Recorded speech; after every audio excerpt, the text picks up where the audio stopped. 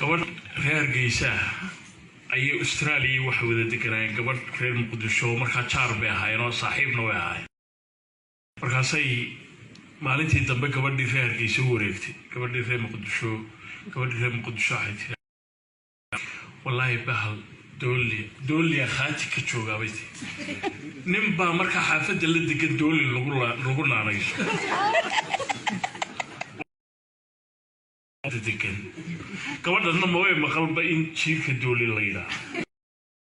markaasay tii naayada yaa dadku ku maqlinay oo muxuu kugu sameysay wallahi aabay gurigayga meel aan ka galaan laa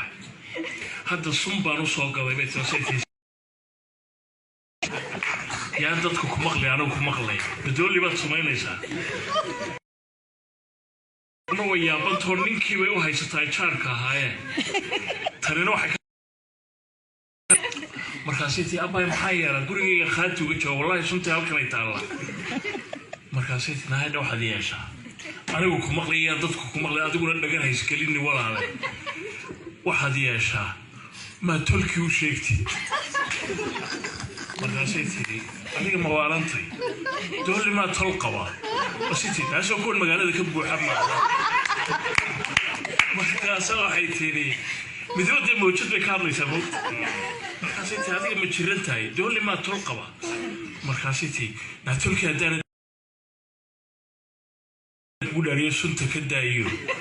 maad xaaskiisa u sheegtay dooli ma xaas qaba sheekadaadi baan dee si yar wadnaa nuuridii dadkan kugu sii sibayay moogta deedna sheeko Australia ka dhacday baan uga sheegay